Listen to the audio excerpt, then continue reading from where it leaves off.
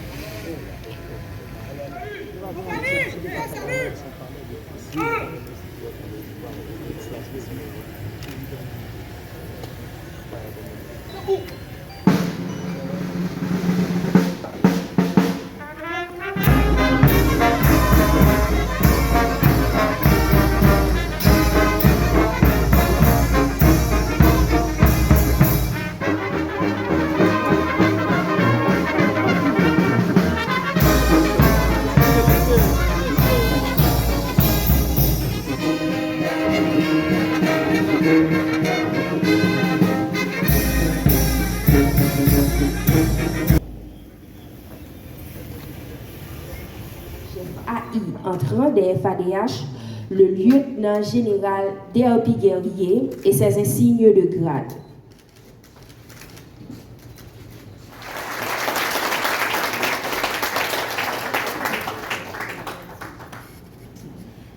Nous allons continuer avec les insignes.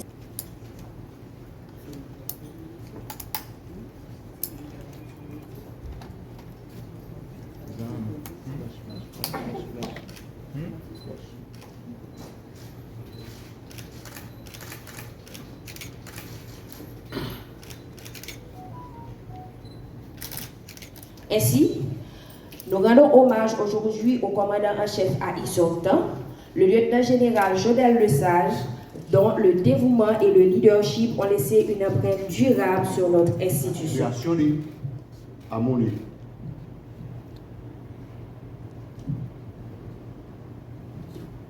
Monsieur le Président, Madame et Messieurs les membres conseillers, Monsieur le Premier ministre, Monsieur le ministre de la Défense, fort des propos éloquents et conséquents que vous avez toujours tenus à l'endroit de l'institution militaire,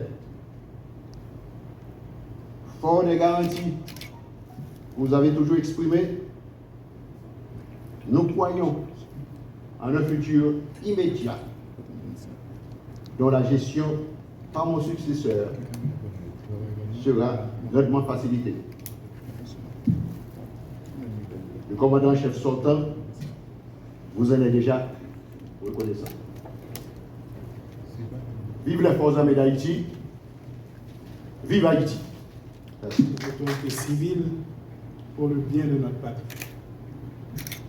Et face aux défis colossaux qui nous attendent, notamment la lutte contre les forces du mal qui sèment la terreur et la violence, il sera impératif que nos forces armées unissent leurs forces avec la police nationale d'Haïti. Cette synergie, ce travail en parfaite harmonie, est la clé de notre succès contre les menaces qui pèsent contre nos territoires. Ensemble, et seulement ensemble, nous pourrons ramener la paix, rétablir l'ordre et offrir à notre peuple la sécurité qu'il mérite. Et pour rendre cette mission possible, je m'engage à prendre des mesures concrètes pour soutenir et renforcer les forces armées d'Haïti pendant cette période de crise. 1. le gouvernement allouera des fonds supplémentaires pour moderniser l'équipement des forces armées, en particulier les technologies de surveillance et la communication. Nous devons doter nos soldats des outils les plus performants pour qu'ils puissent mener à bien leur mission avec efficacité. 2. Je compte sur vous pour mettre en place des programmes intensifs de formation, et non seulement pour les nouvelles recrues, mais aussi pour les officiers actuels. Cette formation mettra l'accent sur la tactique militaire moderne, la gestion des crises et évidemment le respect des droits de l'homme. Nos forces doivent être prêtes à répondre à toutes les situations avec compétence et discernement. 3. Nous sommes déjà en train de renforcer notre partenariat avec les nations alliées pour bénéficier de l'expertise internationale en matière de sécurité et de défense. Les missions de formation conjointes et des échanges de bonnes pratiques seront organisés pour élever le niveau opérationnel de nos forces armées. Et 4. Je compte sur vous pour assurer que le bien-être des soldats soit une priorité. Nous devrions améliorer les infrastructures militaires, les logements et les soins de santé pour nos soldats et leurs familles. Un soldat qui sait que sa famille est en sécurité et bien soignée est un soldat plus déterminé et concentré. Et 5. Nous allons établir des programmes de collaboration entre l'armée et les communautés locales. Ces initiatives visent à renforcer la confiance mutuelle, à développer des projets de reconstruction, de développement local et à montrer que l'armée est là pour protéger. Mesdames, Messieurs, chers compatriotes, l'avenir de la nation repose sur notre capacité à garantir la sécurité et la stabilité. En ce jour historique, je réitère l'engagement total de mon gouvernement à soutenir nos forces armées et à renforcer leur coopération avec la police nationale. Il est de notre devoir, de notre responsabilité sacrée de bâtir un pays où chaque Haïtien peut vivre en paix, où nos enfants peuvent grandir sans crainte et où la souveraineté de notre nation est respectée et préservée.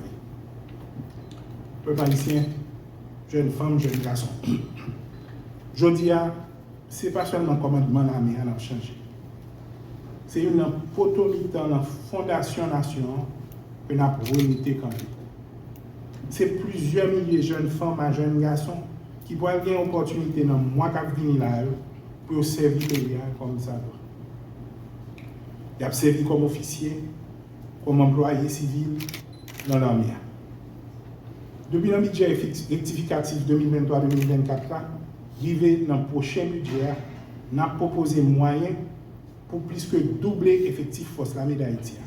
C'est comme ça que nous travaillons pour nous proposer au pays à nos jours plusieurs sources pour l'État qui a créé un fonds spécial pour financer la sécurité et la défense nationale pour la police à l'armée, pas dépendre trop de la communauté internationale. Mais moi, je dis nous tout, nous avons en pile de marches avec les partenaires internationaux pour l'armée retrouver droit grand monde tout bon. Comme ça, nous sommes capables d'acheter toute qualité matérielle et équipement qui permettent de défendre le pays contre criminels national et international et puis bien paré pour aider dans le développement pendant la respecter droit monde et la constitution. Dans ce qui vient pour la nouvelle doctrine de la MESA, qui doit shifter.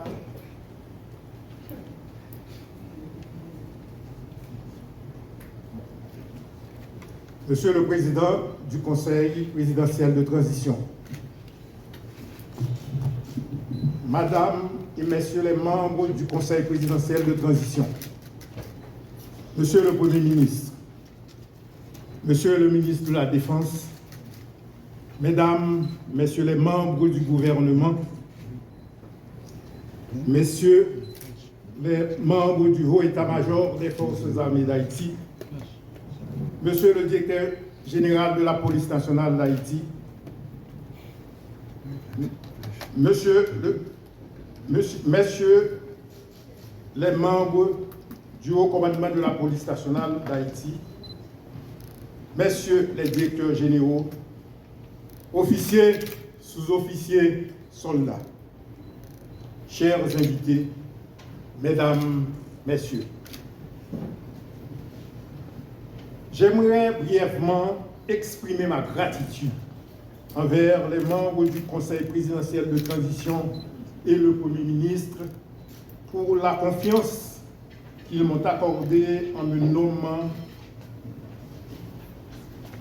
commandant des forces armées d'Haïti dans ces moments combien complexes de notre vie de peuple. Nous répondons avec fierté et sens du devoir et nous nous engageons, malgré les difficultés du moment, à mettre nos compétences, notre savoir-faire et notre pragmatisme au service de cette nation pour mener à bien notre mission principale et celle pour lesquelles nous serons appelés. Général Lesage, l'histoire, la grande, celle qui laisse de côté les aspérités et les intérêts mesquins, se souviendra qu'à un moment où le dédain d'une certaine frange de notre société couvrait l'armée, vous vous êtes dépassé pour faire luire les sabres et restituer l'honneur à notre institution. Face à cette situation de grande crise qui ébranle notre pays aujourd'hui, l'heure n'est pas au long discours, mais de préférence aux grandes actions